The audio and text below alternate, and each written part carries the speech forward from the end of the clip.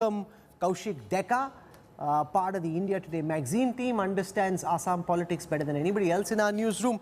We have Manisha Priyam, Rahul Verma, for perspective from the two principal political parties in the fray, Gaurav Bhatia of the BJP, Babita Sharma from the Assam Congress. And I want to ask the trickiest question first to Kaushik Deka, because if the BJP ends up with between 75 to 85 seats, as the India Today Access My India exit poll is predicting, the biggest decision for Messrs Modi, Shah and Nadda will be, who do they make the next chief minister? Will it be Himanta Biswa Sarma, who's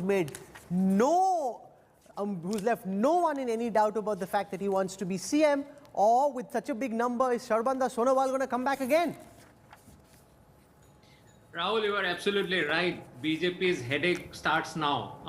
If this exit poll proves right on May 2, then that would be the trouble, because BJP will have to choose the chief minister. And remember that they didn't announce the chief ministerial candidate before the elections, and there was a reason, because Himanta Biswa Sarma, whatever happens, has made one thing very clear, that he would not become a cabinet minister in Assam government anymore. That means either he would become the chief minister, or they will have to accommodate in some way. I do not think personally, as far as I know Himanta Biswa Sarma and his politics, he would not be happy being a central minister with some portfolio after doing what he did during the Assam campaign. As all of India Today team has seen, the kind of campaign that he led, from polarization to beneficiary elections to talking about women voters and luring them with loan waiver and all those things.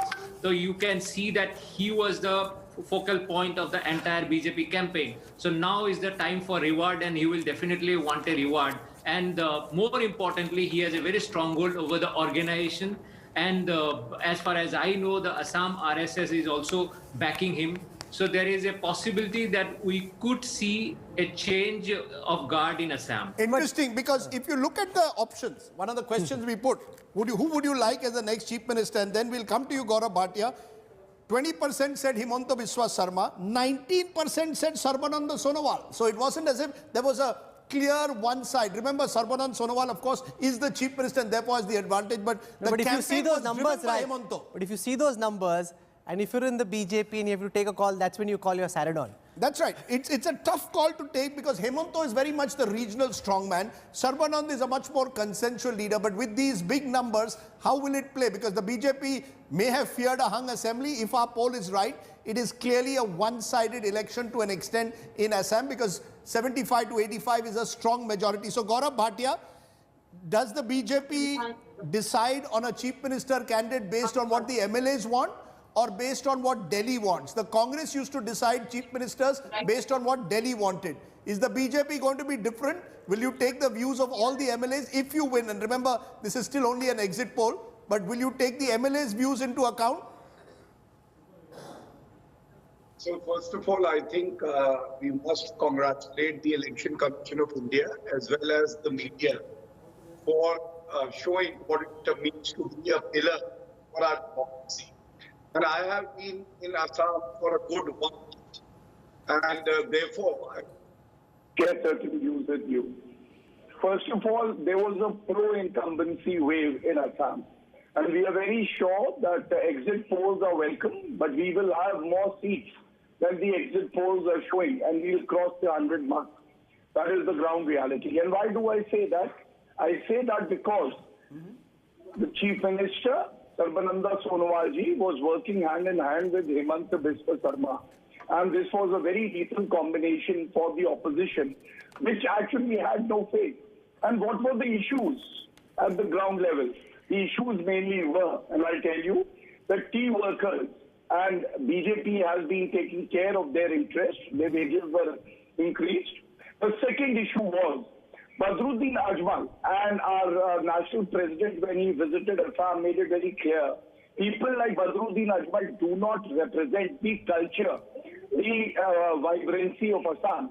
And Badruddin Ajmal is the same person, when inquired by a journalist to Tarun Gogoi ji that Badruddin Ajmal, will you join hands? He said, who's Badruddin Ajmal? But today Gaurav Gogoi was seen with him.